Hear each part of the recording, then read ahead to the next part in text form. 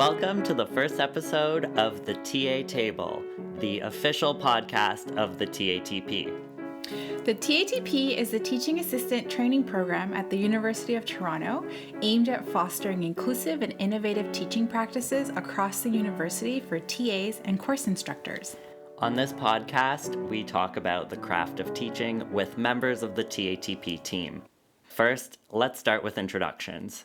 My name is Elliot Fonarev, and I'm a PhD candidate in the Department of Sociology. And here at the TATP, I'm a graduate educational developer and EDI coordinator. And I'm your co-host, Estefania Toledo. I use she, her pronouns, and I'm a PhD candidate in higher education at OISE. And my research focuses on access and equity for historically marginalized students. Here at the TATP, I'm also a graduate student developer and on the social sciences team. We're excited to bring you conversations with our colleagues here at the TATP and explore topics that often come up for teaching assistants at the University of Toronto. Today, on our first podcast, Elliot is bringing us an interview with one of our colleagues, Amanda Greer. They talk about first-time TA contracts as well as battling imposter syndrome as early-stage grad students or course instructors. Take it away, Elliot. Thanks, Estefania. So, as you said, I talked to Amanda, and first I'll let her introduce herself. Hi, I'm Amanda Greer. I am the TATP Humanities Team Coordinator here, and I'm a PhD candidate at the Cinema Studies Institute. I think my favorite course that I've taught is one where I taught as a CI, a course instructor, and it was CIN 360, Contemporary Film Theory. It was a great experience. And then as a TA, I love TAing CIN 105, Introduction to Film Study, and working with first years. I'm sure many of us remember that feeling before the very first course we're assigned to TA, feeling a bundle of nerves and excitement to begin our teaching journey. I asked Amanda to share her experience. My first TA contract was actually when I was a master's student at the University of British Columbia in Vancouver in the Department of Theatre and Film. And I was definitely a little bit nervous because I left straight from my undergrad into my master's. So I was 21 when I started TAing. You're around the same age as a lot of your students, and some of them at that stage are a little bit older than you. So there's a bit of anxiety around being able to kind of have the level of respect from students that you're hoping for as a TA. And I went in thinking maybe I'll just be buddy-buddy with them and that'll be my approach. But I, over the years, have learned that you can have great nurturing and reciprocal professional relationships with students without trying to be their friend, and then without on the other side trying to be an authoritarian. So it was really finding that balance through that first contract.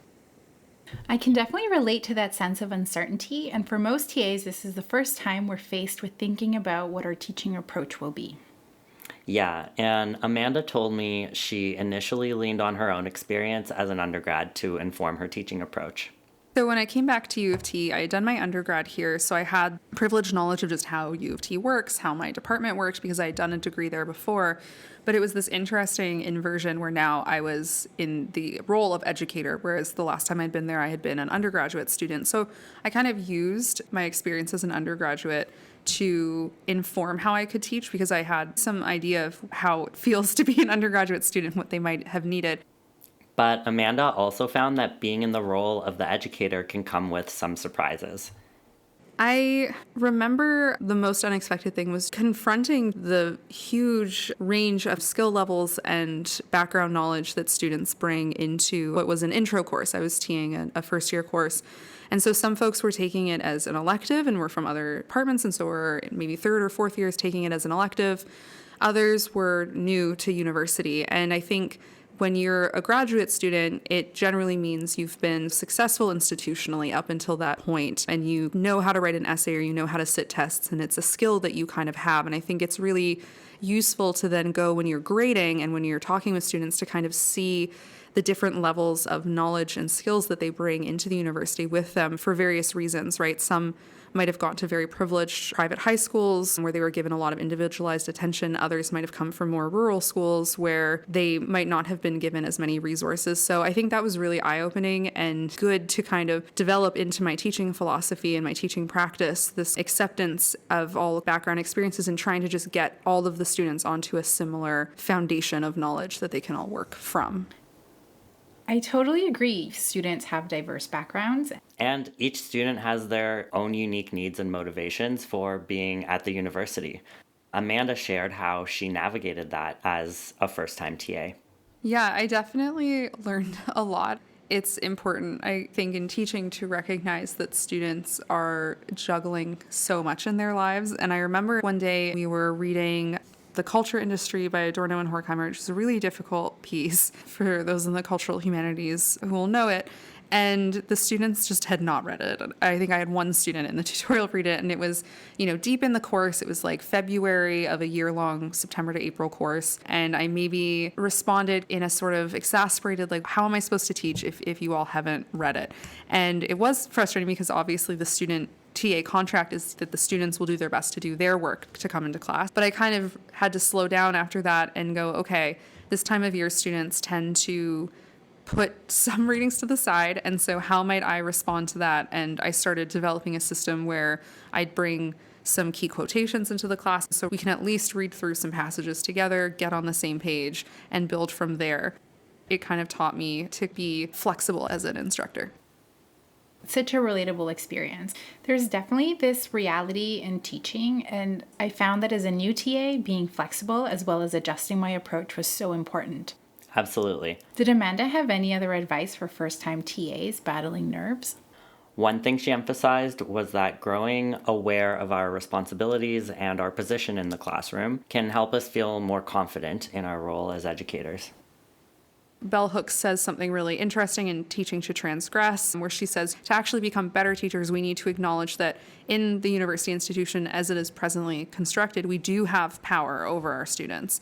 And it's what we do with that power that matters. So rather than try and pretend you don't have that power and try and be buddy-buddy or abuse that power and be cruel unnecessarily to your students, remember that you do have that power to be kind and be nurturing.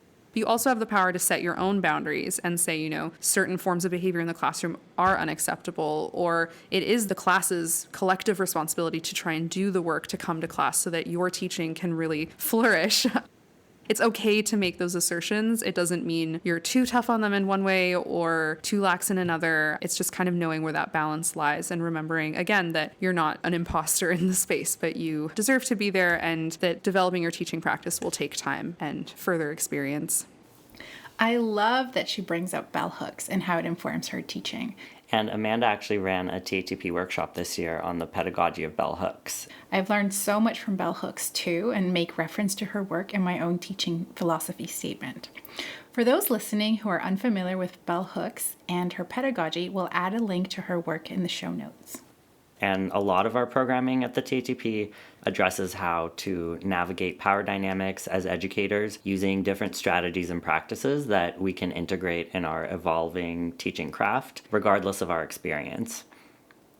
I want to end on how we as educators can also pleasantly surprise students by challenging their expectations of a course, which, as Amanda shared, can be incredibly rewarding. The first course I was assigned to was CIN 201, which is technically called Film Cultures 1, which is a very broad title, but essentially it's film theory and history from 1895 to 1960. And it's one of the core courses in the Cinema Studies Institute.